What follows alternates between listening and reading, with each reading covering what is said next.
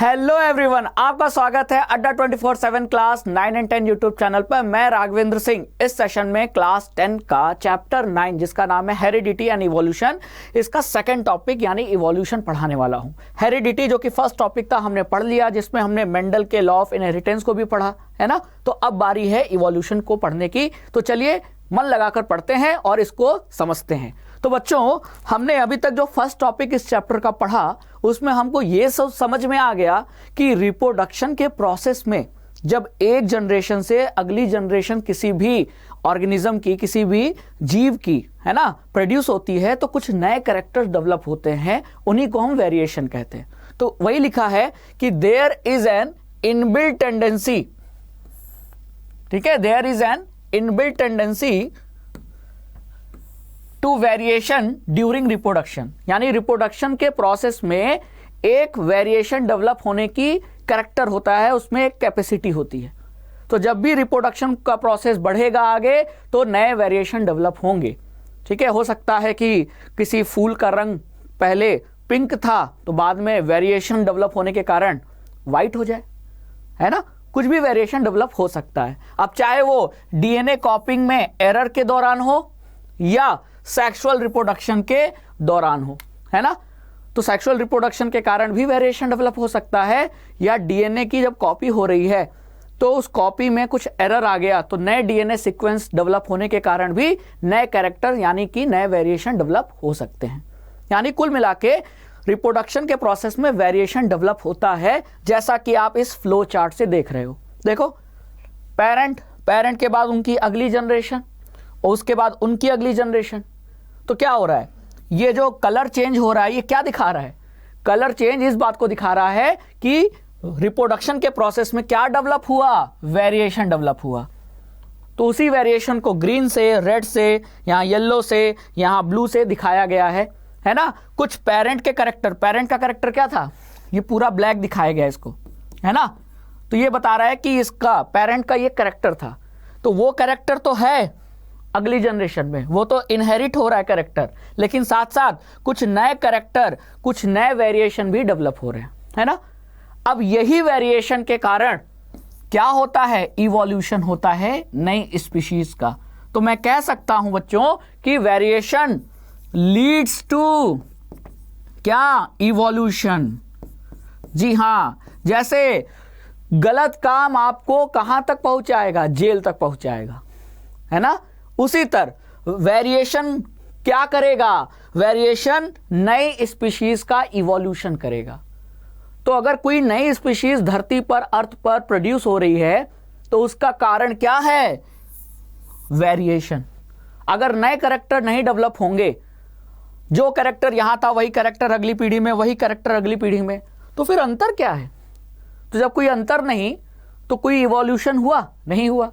लेकिन जब भी कुछ नए कैरेक्टर वेरिएशन आएंगे तो वो हर पीढ़ी, हर जनरेशन में वो वेरिएशन इतने ज़्यादा बढ़ते जाएंगे, बढ़ते बढ़ते इतना ज़्यादा हो जाएंगे कि अगली जो एकदम आगे वाली जनरेशन है वो अपने बहुत पहले वाली जनरेशन से एकदम डिफरेंट होगी। तो हम कहेंगे कि दोनों अलग जानवर हैं, ऑर्गेनिज्म है, स्पीशीज हैं। तो इसी को तो क्या कह रहे हैं, इवोल्यूशन। तो वेरिएशन के वजह से इवोल्यूशन होता है, ये हमको समझ में आ गया। लेकिन इसको हम बहुत बढ़िया तरीके से एक एग्जाम्पल से समझते हैं, ठीक है। चलो तो आगे बढ़ते हैं और समझते हैं कि कैसे वेरिएशन से इवोल्यूशन संभव होता है। तो इसके लिए हम एक एग्जाम्पल लेते हैं। एग्जाम्पल हम ले रहे हैं जिसमें कि हम कीड़ों को, कौन से कीड़े, बीटल्स जिनको कहते हैं, है ना। तो हम 12 रेड बीटल्स को कंसीडर करेंगे। देख लो, 3 3 4 3 3 6 3 9 3 12, है ना। तो हमने 12 रेड बीटल्स को कंसीडर किया जो कि हरी झाड़ियों में, हरी पत्तियों में रहते हैं और उन्हीं पत्तियों को खाते हैं। और इन रेड बीटल्स को कौन खाता है, क्रोज, कौवे। तो वही हमने मान लिया कि they live, let us assume, in some bushes with green leaves. तो ये जो लाल रंग के बीटल्स हैं, ये जो कीड़े हैं, वो हरी झाड़ियों में, हरी पत्तियों में रहते हैं और जरूर इनके बीच में रिप्रोडक्शन तो होगा, क्योंकि हर जानवर चाहता है कि मैं रिप्रोडक्शन से अपनी पॉपुलेशन क्या करूं, अपने प्रजाति की, स्पीशीज की पॉपुलेशन को बढ़ाऊं। तो ये भी चाहेंगे। तो इनके बीच में भी सेक्सुअल रिप्रोडक्शन होगा, और सेक्सुअल रिप्रोडक्शन होगा तो इनमें भी कोई नए कैरेक्टर यानी कि वेरिएशन डेवलप होगा। तो ये 100% हम मान के चल रहे हैं कि जब भी ये रेड बीटल सेक्सुअल रिप्रोडक्शन करके नए बीटल्स को प्रोड्यूस करेंगे तो उनमें ये जरूर है पॉसिबिलिटी, 100% पॉसिबिलिटी है कि कुछ नए वेरिएशन डेवलप होंगे। ठीक है, और ये भी हम मान के चल रहे हैं कि let us imagine also that crows eat these beetles, यानी इन बीटल्स को कौन खाता है? क्रोज यानी कौवे। ये भी मान के हम चलेंगे, है ना। The more beetles the crows eat the fewer beetles are available to reproduce. जितने ज्यादा बीटल्स को क्रोज खाएंगे उतने कम बीटल्स ही रिप्रोडक्शन के लिए बचेंगे। ये बात भी समझ में आ रही है? तो इतनी चीज क्लियर हो गई। ये आपको मान के चलना है, एजम्पशन है ये। ठीक है, तो अब इस एजम्पशन के बेसिस पे हम एग्जाम्पल से समझेंगे कि कैसे वेरिएशन की वजह से इवोल्यूशन होता है नए स्पीशीज का। ठीक है, now let us think about some different situation that can develop in this beetle population. तो इस बीटल पॉपुलेशन में क्या डिफरेंट सिचुएशन डेवलप हो सकता है, उस एग्जाम्पल से आइए समझते हैं कि कैसे वेरिएशन से इवोल्यूशन डेवलप होता है, मतलब बढ़ता है। ठीक है, तो देखो, तो हम तीन सिचुएशन कंसीडर करेंगे। तो ये जो आप सिचुएशन देख रहे हो, ये पहला सिचुएशन, तो यहां से देखो एक एरो ऐसे गया है। फिर ये जो सिचुएशन देख रहे हो, ये दूसरी सिचुएशन, और फिर देखो ये एरो ऐसे आया है, तो ये जो सिचुएशन देख रहे हो, ये है तीसरी सिचुएशन। तो कैसे वो 12 रेड बीटल्स में 3 टाइप के चेंजेस हुए, और उन्हीं 3 टाइप को चेंजेस को हमको एक एक करके पढ़ना है, और तब हम समझ पाएंगे कि कैसे इवोल्यूशन होता है। तो सबसे पहले हम ये वाला पहला वाला एग्जाम्पल कंसीडर करेंगे। ठीक है, तो चलिए पहला वाला एग्जाम्पल कंसीडर करते हैं। तो पहले वाले एग्जाम्पल में अगर आप देख रहे हो, क्या लिखा है? In the first situation variation develop हुआ। क्या लिखा है? A colour variation arises during reproduction so that there is one beetle that is green in colour instead of red.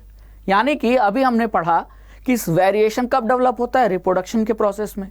तो ये जो 12 रेड बीटल्स थे, इनके बीच में क्या हुआ? रिप्रोडक्शन, और रिप्रोडक्शन से इनकी पॉपुलेशन क्या हुई? बढ़ी।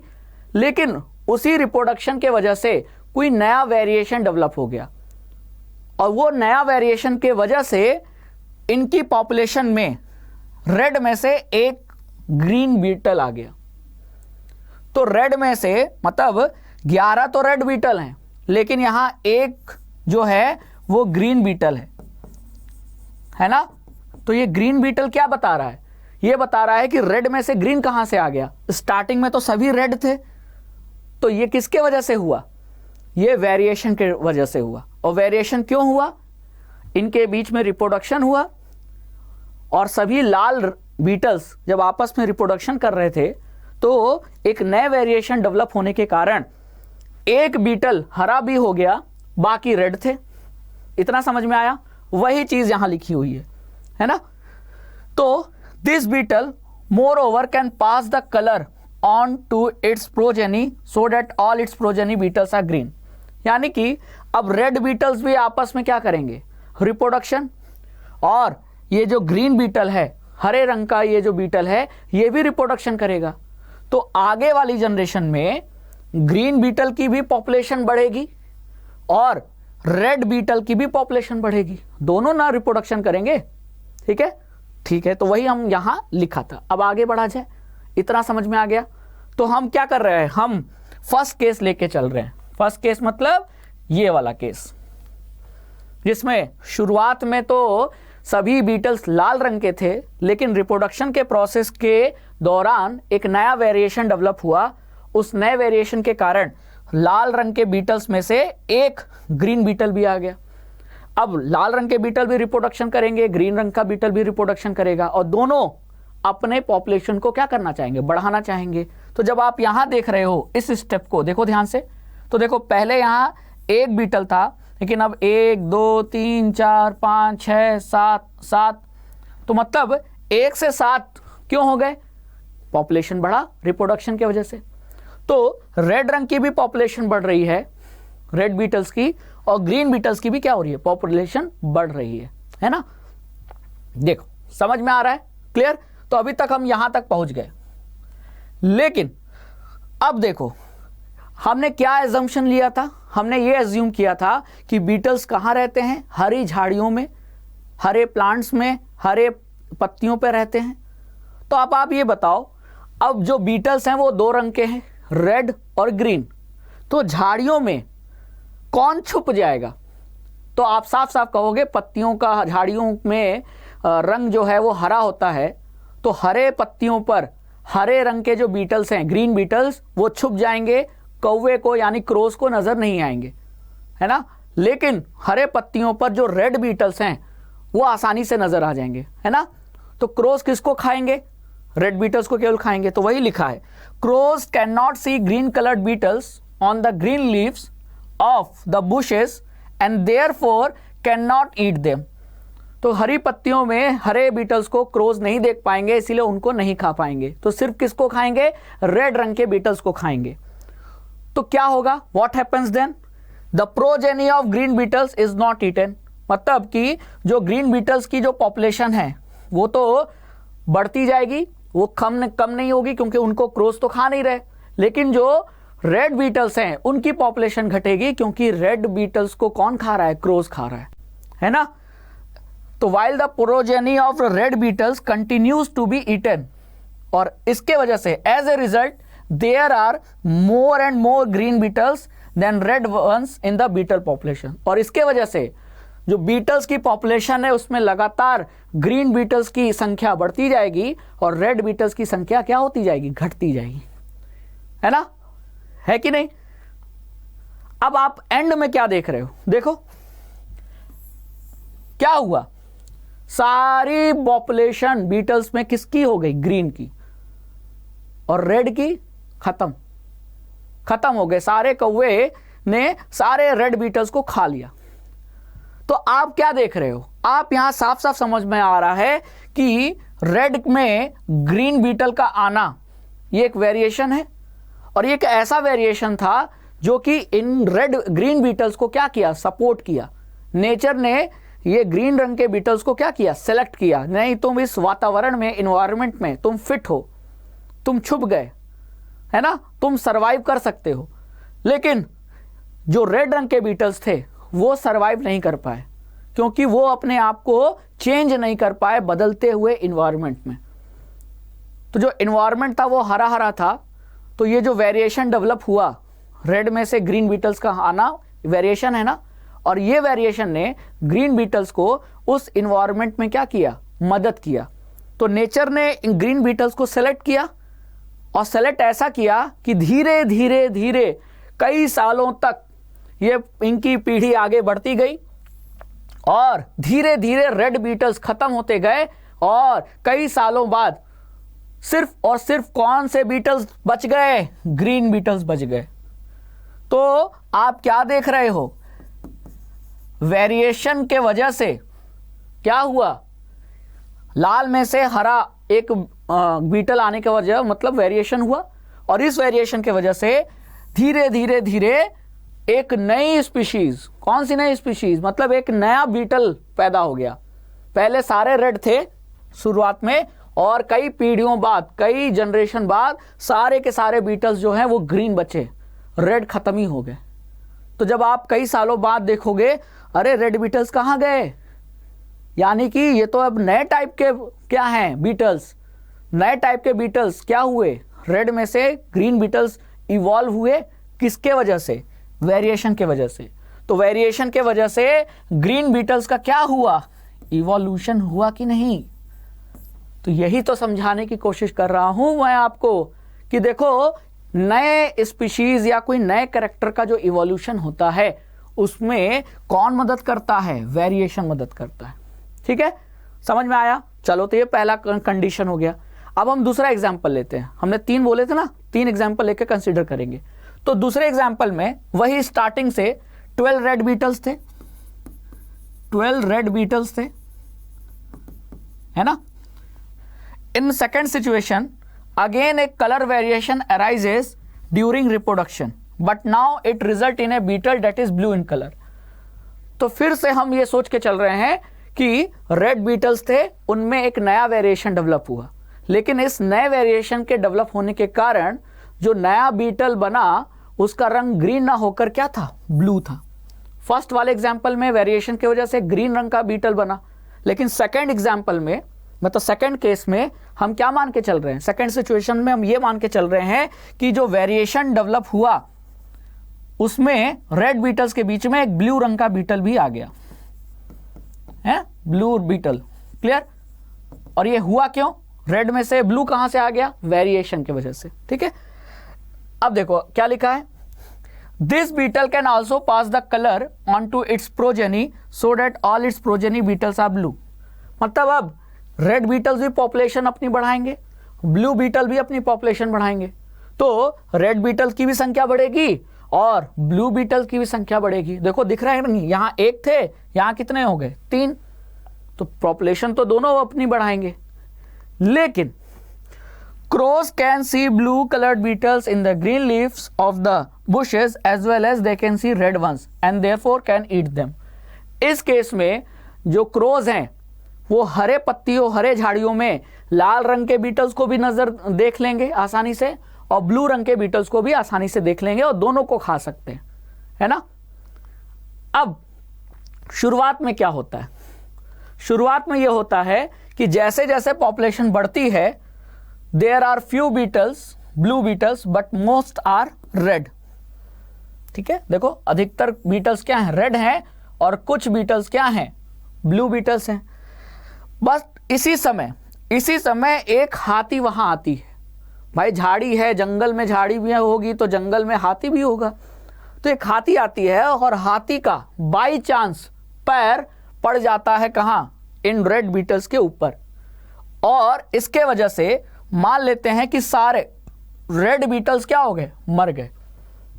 अब ये तो चांस की बात है, ये भी हो सकता था कि हाथी का पैर ऐसा पड़े कि पूरे के पूरे ब्लू बीटल्स खत्म हो जाते, दोनों चांस है। और ऐसा भी चांस था कि हाथी का पैर ऐसा पड़ता कि रेड बीटल्स भी मर जाते और ब्लू बीटल्स भी मर जाते। तो ये तो पॉसिबिलिटी है, तो हम इनमें से एक पॉसिबिलिटी लेके चल रहे हैं कि हाथी का पैर केवल रेड बीटल्स पे पड़ा, ठीक है, और रेड बीटल्स क्या हो गए, खत्म हो गए, तो बच गए सिर्फ कौन, ब्लू बीटल्स। तो केवल अगर ब्लू बीटल्स बच गए तो फिर केवल ब्लू बीटल्स की ही तो पॉपुलेशन बढ़ेगी, और इसीलिए एंड में देखो सारे बीटल्स क्या हैं, ब्लू रंग के नजर आ रहे हैं, है ना। तो वही लिखा है कि हाथी के पैर रखने से रेड रंग के बीटल्स सारे मर जाते हैं और केवल ब्लू बीटल सर्वाइव करते हैं। तो by chance the few beetles that have survived are blue. ठीक है, the beetle population slowly expand but now the beetles in the population are mostly blue. तो पहले केस में शुरुआत रेड बीटल से हुई थी और खत्म किस पे हुआ था, ग्रीन बीटल्स पे।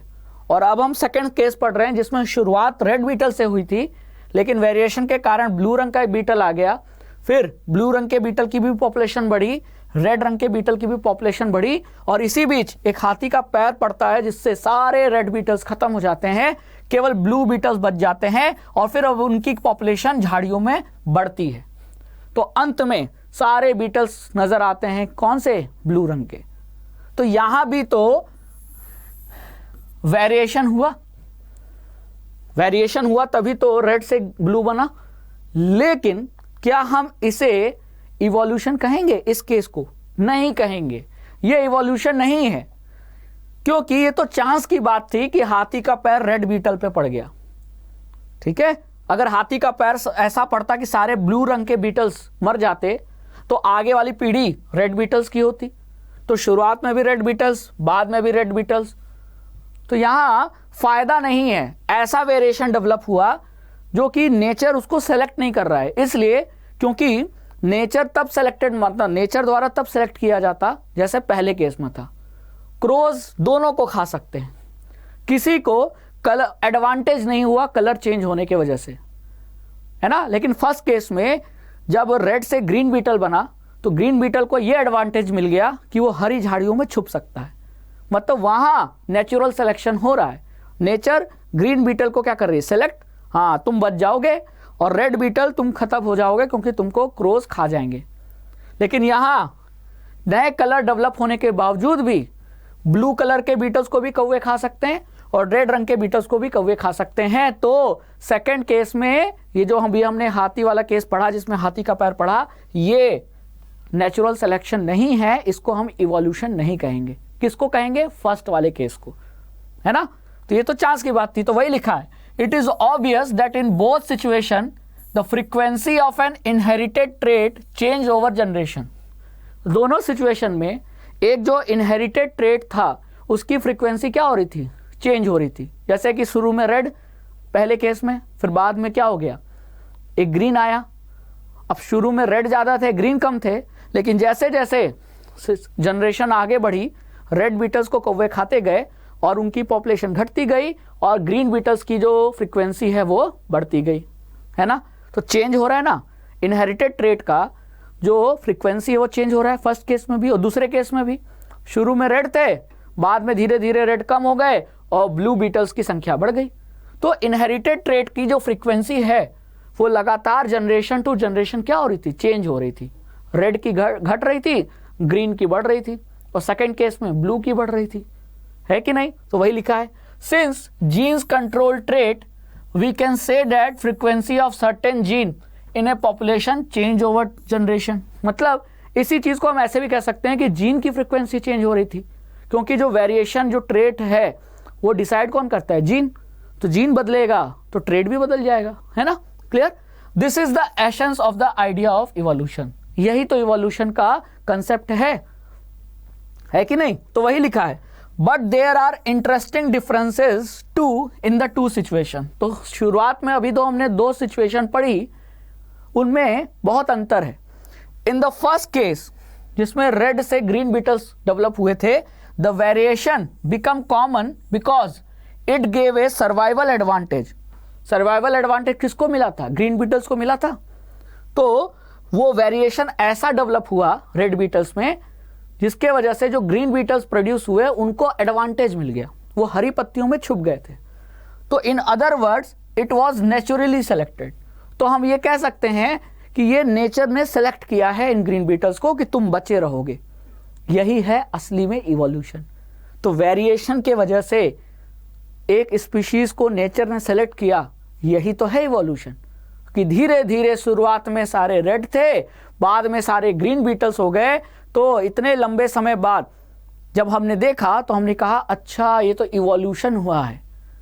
पहले सारे पृथ्वी पर रेड रंग के बीटल्स हुआ करते थे और अब ग्रीन बीटल्स हो गए, है कि नहीं। यही है इवोल्यूशन, यही है नेचुरल सिलेक्शन। कि जब भी वेरिएशन डेवलप होता है तो अगर वो सपोर्ट करेगा, वो उस स्पीशीज को नेचर में रहने में मदद करेगा, तो वो उसका सर्वाइवल का चांस बढ़ जाएगा। इसीलिए ग्रीन बीटल्स की संख्या मतलब सर्वाइव कर गए, उनकी संख्या बढ़ती गई, और रेड बीटल्स छुप नहीं पाए, कौवे ने उनको खा लिया तो उनकी संख्या घट गई। यही होता है पृथ्वी पर, है ना। Thus natural selection is directing evolution in the beetle population. और इसीलिए वेरिएशन के कारण कुछ खास तरह के बीटल जो ग्रीन रंग के थे उनको नेचर ने सेलेक्ट किया, और इसके वजह से धीरे धीरे बीटल्स की पॉपुलेशन में क्या देखने को मिला? इवोल्यूशन मिला। तो मैंने शुरुआत में ही कहा था कि variation leads to evolution. It results in adaptation in the beetle population to fit their environment better. मतलब जो वेरिएशन डेवलप हुआ उसके वजह से ग्रीन रंग के बीटल्स अपने इन्वायरमेंट में ज़्यादा फिट हो गए, वो उनको सपोर्ट कर रहा था, है ना।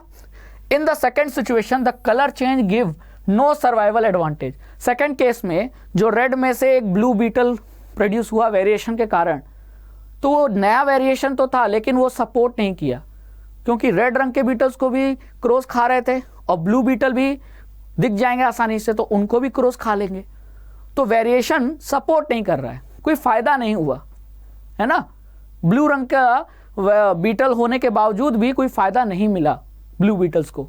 तो वो नेचुरल सिलेक्शन, वो इवोल्यूशन नहीं है। तो सेकेंड केस वाला नहीं है, फर्स्ट केस इवोल्यूशन है, ठीक है।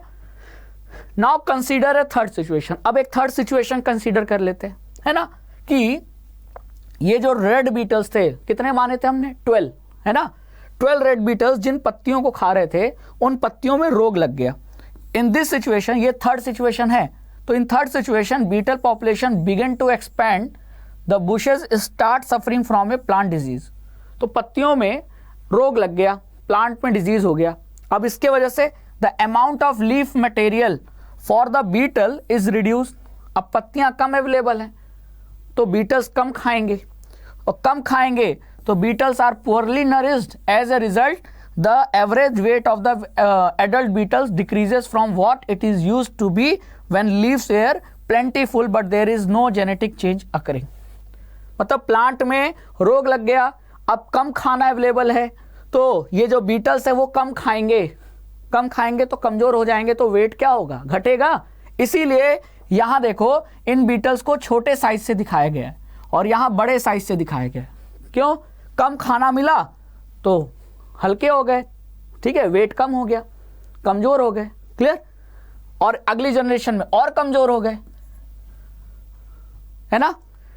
आफ्टर ए फ्यू ईयर्स, कुछ सालों के बाद, few beetle generation of such scarcity the plant disease is eliminated. कुछ सालों बाद जो प्लांट में रोग लगा था, डिजीज लगा था, वो खत्म हो गया। खत्म होने की वजह से अब हर जगह भरपूर खाना है बीटल्स के लिए अवेलेबल।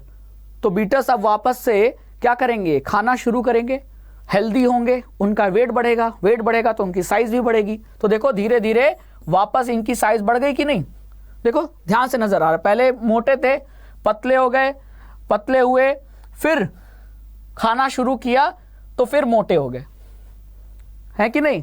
तो क्या यहां कोई इवोल्यूशन हो रहा है क्या?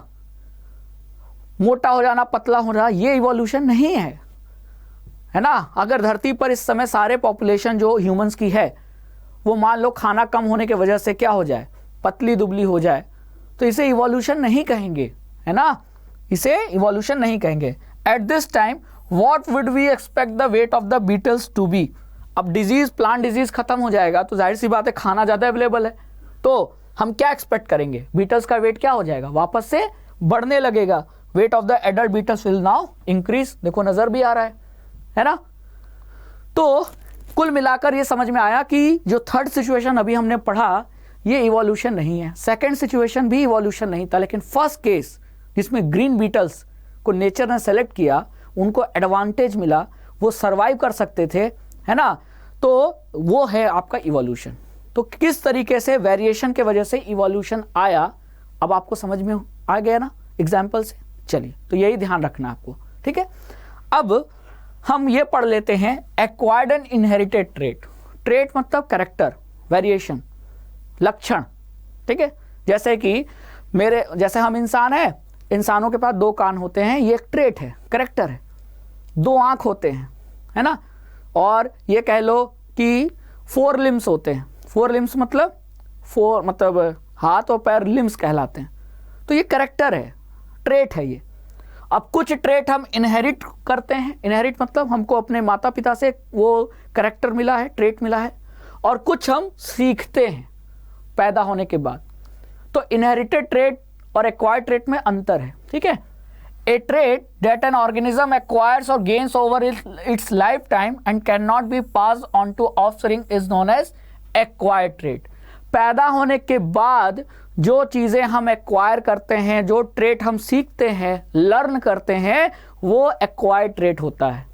जैसे कि सोचिए जैसे कि पढ़ना, गाड़ी चलाना, बाइक चलाना, दौड़ना, है ना, या मान लो कि कोई लोहार है, लोहार लोहे का काम कर रहा है, उसके पास तो ये स्किल है, लेकिन क्या मैं लोहे का काम कर सकता हूं? नहीं, मेरे पास वो ट्रेट नहीं है।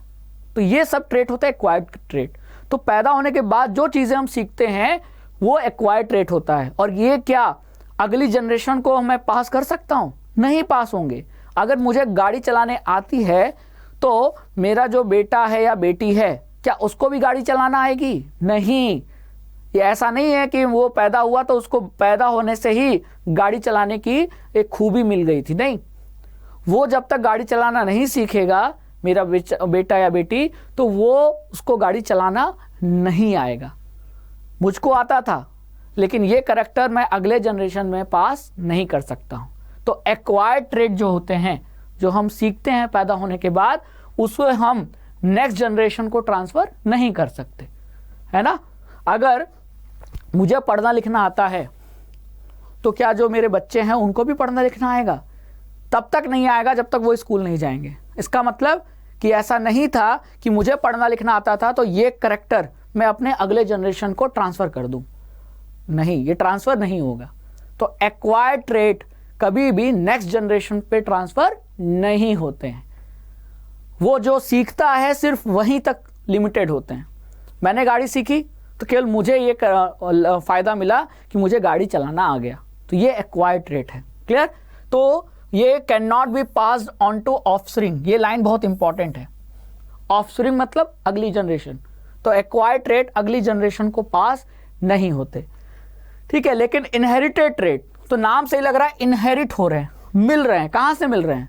आपको अपने माता पिता से जो कैरेक्टर मिले, आंखों का रंग, बालों का रंग, स्किन का रंग, ऐसे कैरेक्टर होते हैं इनहेरिटेड ट्रेट। तो trait that can be inherited from parent to offspring is also known as inherited trait. जैसे आंखों का रंग, बालों का रंग, स्किन का कलर, है कि नहीं? ये सारे कौन से ट्रेट हैं? इनहेरिटेड ट्रेट हैं। क्लियर?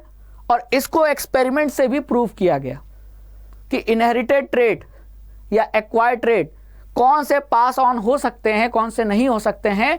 ये एक एक्सपेरिमेंट से भी प्रूव किया गया और एक्सपेरिमेंट बहुत मजेदार था। ठीक है, इसमें क्या किया गया, एक चूहा लिया गया, चूहे की पूंछ काट दी गई। ठीक है, चूहे दो टाइप के होंगे, मेल और फीमेल, मेल और फीमेल। तो दोनों चूहों का क्या कर दिया, पूंछ काट दिया गया। ठीक है, अब पूंछ काटने के वजह से क्या अगली पीढ़ी जो चूहे की होगी वो बिना पूंछ के पैदा होगी कि पूंछ वाली पैदा होगी? तो एक्सपेरिमेंट से क्या पता चला कि अगली पीढ़ी जो पैदा हुई उसमें पूंछ था, है ना। फिर अगली पीढ़ी का फिर पूंछ काट दिया गया, फिर उनसे जो बच्चे पैदा हुए उनमें भी पूंछ था।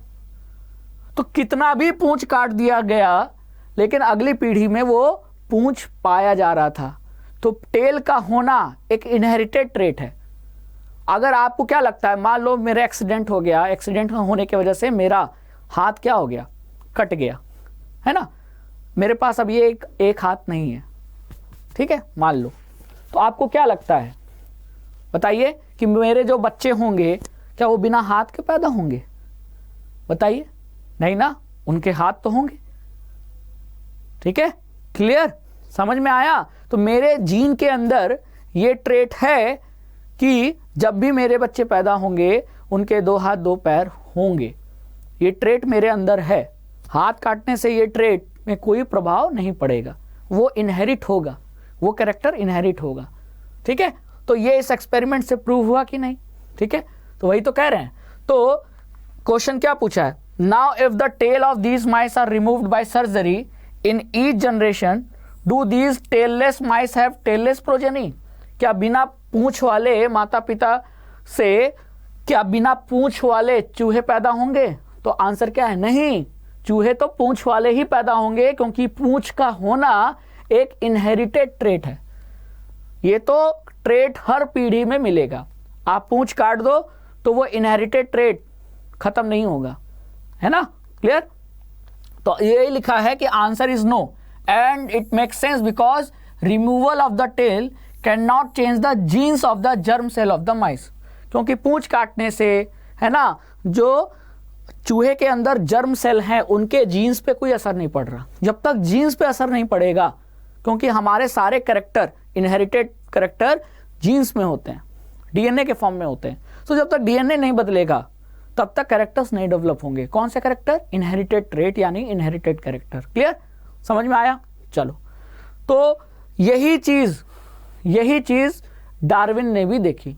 ठीक है, तो this is the reason why the idea of heredity and genetics that we have discussed earlier are so essential for understanding evolution. इसीलिए हेरिडिटी को समझना और जेनेटिक्स को समझना बहुत जरूरी है अगर हम क्या समझना चाहते हैं, इवोल्यूशन को। इवन चार्ल्स डार्विन, ये देखो चार्ल्स डार्विन दिख रहे हैं, who came up with the idea of evolution of species by natural selection. तो चार्ल्स डार्विन ने ये थ्योरी दी थी, कौन सी theory? Evolution of species by natural selection.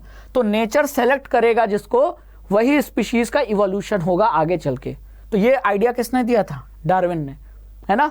तो डार्विन ने ये बोला था कि इसमें उसी समय मेंडल भी एक्सपेरिमेंट कर रहे थे, लेकिन डार्विन और मेंडल की बातचीत नहीं हुई, लेकिन दोनों का एक्सपेरिमेंट, जो दोनों का जो थ्योरी है या कह लो हाइपोथेसिस, वो एकदम पैरेलल चलता है। मेंडल कहीं ना कहीं हेरिडिटी से, जेनेटिक्स से रिलेटेड थे, है ना, और इन्होंने क्या दिया? Natural selection. तो दोनों की बातें क्या होती हैं? सेम साबित होती हैं कि जब भी क्या होगा, इनहेरिटेड ट्रेट आगे पास ऑन होगा तो कोई नया वेरिएशन डेवलप होगा, जिसके वजह से धीरे धीरे एक नई स्पीशीज का जन्म होगा, है ना। उसी को इवोल्यूशन कहते हैं। क्लियर? समझ में आया? तो किस तरीके से बच्चों वेरिएशन से इवोल्यूशन डेवलप होता है, ये आपने समझ लिया, और एक्वायर्ड और इनहेरिटेड ट्रेट क्या होते हैं ये भी आपने अच्छे से समझ लिया, है ना। तो आई होप आपको ये सेशन अच्छा लगा होगा, आपने पूरे एंड तक देखा होगा। इसी तरह अड्डा 24/7 क्लास 9 और 10 के साथ जुड़ते रहिए, पढ़ते रहिए। Thank you so much.